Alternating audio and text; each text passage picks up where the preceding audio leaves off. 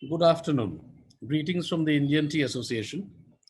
The Wonder Beverage tea has been an integral part of the culture and heritage of both Japan and India for centuries. This endeavor today is to reach out to the civil society of Japan and the tea drinking fraternity to strengthen that bond. I'm very grateful to each one of you for being present here this afternoon. Let me begin by giving you a snapshot of the tea growing states in India. As you can see, 84% of the tea produced in India is produced in the northeastern states of Assam and West Bengal. Suffice to mention that tea in India is defined as a product only of Camellia sinensis and is bound by strict regulatory mechanisms on safety. A quick overview. We are the largest black tea producer in the world at 1350 million kgs of production. We consume about 1,000 million and we employ about 1.2 million workers directly. The regional variations in the tea production are represented by logos. There are 3 GIs representing the Darjeeling, the Assam Orthodox, and the Nilgiri Orthodox. In recent times, in the last couple of decades, there has been a structural change in the industry's paradigm with the emergence of the small tea growers, who today constitute close to 50% of the Indian production.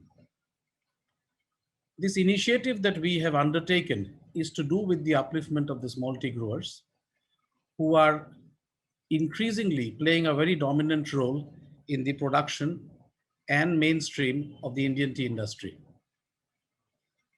The Indian tea market at the farm gate level is about 18,000 to 20,000 crores. The packet tea segment is around 15,000 crores, which includes the RTD segment. The RTD segment is growing year on year at a CAGR of over 5%, largely being driven by the young population's demand for tea in India. I see a great opportunity for us where in India, where the RTD segment is at a very nascent stage, to collaborate with Japan, where RTD has matured, and in leveraging the cost competitive and chemical regulated, pesticide regulated, controlled tea from the small grower sector in feeding into the RTD segments, both in the domestic market as well as the international market. We will talk about this at a later stage. The crisis being faced by the small tea growers when we started was essentially due to the scattered holdings of small growers geographically, their dependence on middlemen, and their incapacity to bargain for a better price. Traceability has also been a challenge. It is this situation that has led the Indian Tea Association and the Solidaridad to join hands to evolve the Trinity Initiative. Established in 1881, the Indian Tea Association is the apex body of tea producers in India. We have moved away from a colonial past and today changed our rules to accommodate associate membership for the small grower fraternity. Established in 1969, the Solidaridad is an international solution-oriented organization that is working for the resurgence of supply chains across the world. Their devotion and expertise covers several sectors, 14 to be precise, of which tea is one of them. In this project, we have a shared vision. This is a model that is trying to look beyond third-party certification, which is the traditional model in every supply chain, where we are trying to adopt the environmental, ethical, and social standards as a part of our standard operating procedure and embed this ethos in the small grower sector to make them sustainable and aligned to the sustainability goals the paradigms that are evolving in the long run. A snapshot of the collaborators. As you can see, it is Indian Tea Association, Solidaridad, and the Small Growers Associations. We are being guided by the Quality Council of India in taking this initiative forward. Trinity program aims at addressing the challenges faced with the small growers and helps them to move up the value chain. There is a digital aspect to this entire program, which gives access to the small grower to the information that we are assimilating on trends, climate issues, soil issues, which is then analyzed and used effectively for strategic decision making. The objectives generally cover improvement of farm practices, improvement of quality and traceability, and creating overall sustainability for the small growers. This project has benefited all stakeholders in the value chain, largely looking at quality improvement and traceability and absolutely better prices for the small growers. We have created an Android platform, a digital app, which would allow a small grower to self-regulate his performance and assess his performance as he goes along.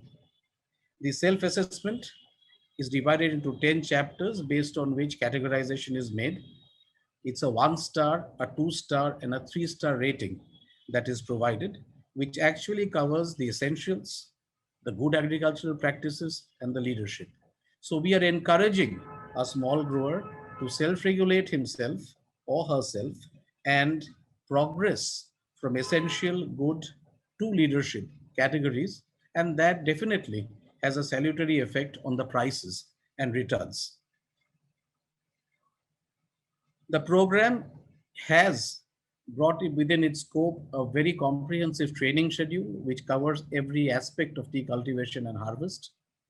We have tied up with the Assam Agricultural University to take this forward. As we speak, our training has exceeded 8,000 to 9,000 people in the last 1 year.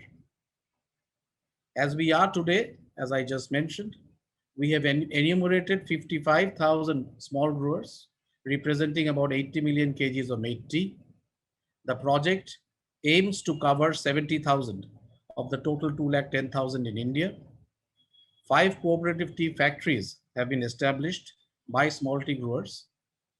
And very importantly, the Trinity project, unlike other projects, is a hands-on, boots and brains on the ground project where close to 70 personnel are working round the clock with the small grower fraternity to integrate them effectively into the mainstream. The 2 countries, India and Japan, have established a forum called the Act East Forum in the year 2017. This is a platform for the rubric of India's Act East policy and Japan's policy on development of an open and free Indo-Pacific region.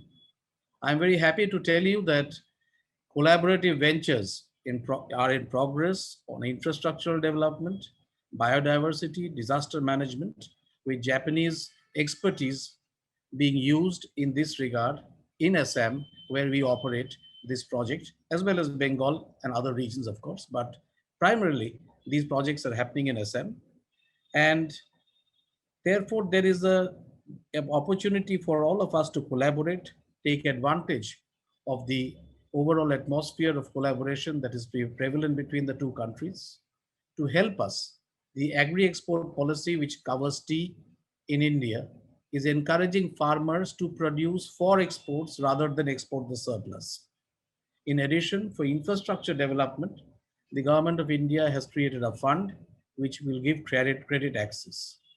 Therefore, I would like to mention that collaboration on the value added and RTD segment, farm mechanization, retail vending, climate change, and many other avenues could be explored. Ladies and gentlemen, it is also an important point that FDI, foreign direct investment, in the tea sector in India is allowed as per Indian laws. All that having said, what is important to note is that tea, with its ecological, biodiversity issues, social issues, is an excellent impact investment opportunity. With these words, I would like to thank you once again. I will now hand you over to my friend and colleague, Kishan Katyal from Solidaridad, who would take you through the process from where the tea enters the factory, the tea leaf enters the factory, onto the market with made tea. Thank you very much.